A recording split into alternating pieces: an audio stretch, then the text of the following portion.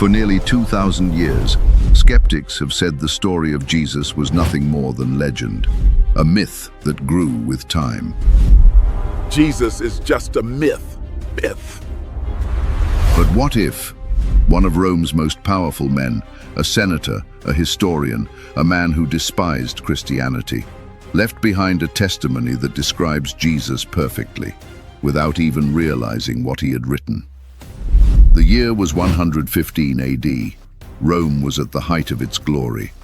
The Colosseum roared with crowds. Emperors ruled with iron fists, and Christians, small in number but bold in faith, were being hunted like criminals. In the midst of this empire, a Roman historian named Publius Cornelius Tacitus was writing what would become one of the greatest historical records of ancient Rome, the Annals. He was no friend of Christians. In fact, Tacitus called them a class hated for their abominations. Yet in his attempt to mock and record their persecution, he ended up preserving one of the most powerful extra-biblical confirmations of Jesus' life and death ever written. Tacitus, Annals 15, section 44 reads, "Christus, from whom the name Christians had its origin, suffered the extreme penalty during the reign of Tiberius at the hands of one of our procurators, Pontius Pilate. He wasn't trying to defend Christianity, he was confirming what Rome itself had witnessed. A man called Christus, executed under Pontius Pilate in the reign of Emperor Tiberius. A Roman record, not from believers, not from priests, but from the empire that tried to erase him. And yet, even as Tacitus wrote in scorn, his words fulfilled something far greater, that even the stones, even the enemies of Christ, would one day testify of him.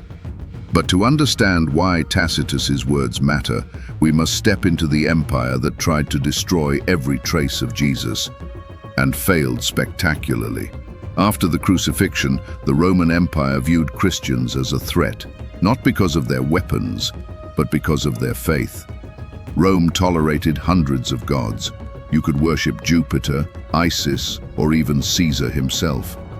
But the followers of Jesus refused to bow to any name but his. Under Emperor Nero, this defiance was intolerable. When the Great Fire of Rome broke out in 64 AD, Nero needed a scapegoat. He blamed the Christians, claiming they had burned the city. It was during this persecution that Tacitus, who lived through these events, recorded in the Annals. A vast multitude were convicted, not so much of the crime of firing the city as of hatred against mankind. Tacitus described how they were tortured, crucified, and even burned alive to light Nero's gardens. He didn't sympathize, but he documented it faithfully. And in doing so, he preserved the reality that Christianity was not a legend whispered in secret. It was already spreading through Rome, even among slaves and soldiers, and Rome was terrified.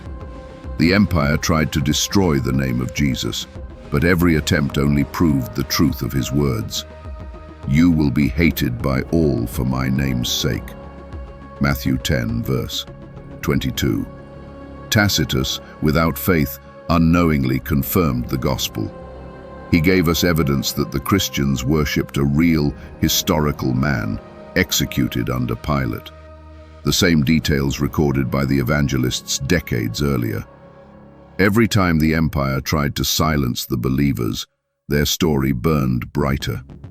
And even the proud historians of Rome became witnesses to the truth they despised. But what exactly did Tacitus write? And why do modern scholars still wrestle with his words today?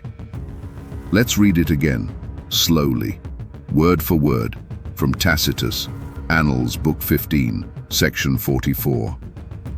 Christus, the founder of the name, was put to death by Pontius Pilate, procurator of Judea, in the reign of Tiberius. But the pernicious superstition, repressed for a time, broke out again.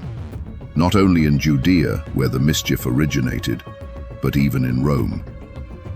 Think about that. Tacitus, a Roman senator writing within 80 years of the crucifixion, confirms, Jesus existed. He was executed by Pontius Pilate. It happened during Tiberius's reign. His followers spread rapidly from Judea to Rome. Those are four separate historical anchors, each aligning exactly with the Gospels of Matthew, Mark, Luke, and John. And Tacitus never read them. This wasn't Christian propaganda. This was the record of an empire that hated the movement, yet couldn't deny its founder's existence or his impact. Historians today, from the atheist Bart Ehrman to the Christian scholar F.F. Bruce, all acknowledge that Tacitus's account is one of the strongest non-biblical confirmations of Jesus' life and crucifixion. It's almost poetic. The empire that crushed thousands of believers ended up preserving the evidence of the one they crucified. Tacitus called it a superstition. But what superstition produces martyrs who forgive their killers? What myth inspires millions across centuries to love their enemies? Tacitus tried to record history, but history recorded the fingerprints of God. Even Rome's greatest writers unknowingly echoed the truth that a carpenter from Nazareth had changed eternity, and his story was just beginning. From the palaces of Rome to the ruins of Judea, the records of emperors and historians still whisper his name. Tacitus, Suetonius, Pliny the Younger, and Josephus. None were followers of Christ, yet every one of them confirmed his impact on history.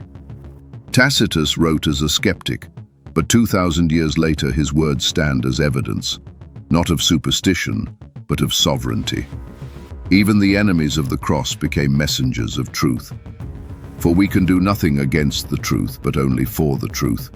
2 Corinthians 13, verse 8. The same Rome that once mocked Christ now stands in ruins, but his church still stands. The same empire that built temples to gods now has crosses carved into their stones, and Tacitus's words, written in scorn, now echo in faith. Christus suffered the extreme penalty. He didn't know it, but he was describing the moment that changed the world. The crucifixion, the redemption, the resurrection. This isn't legend, this is history, written by those who couldn't deny what they saw. The Romans described Jesus perfectly, without realizing that the man they recorded was the Son of God. So the question remains, if even his enemies testified that he lived and died, what will you do with that truth today? Will you dismiss it as superstition, or will you see it as divine evidence that love conquered Rome and the grave? If this truth moved you, share it, because history has spoken and the message still burns bright. Jesus is real, and he's coming again.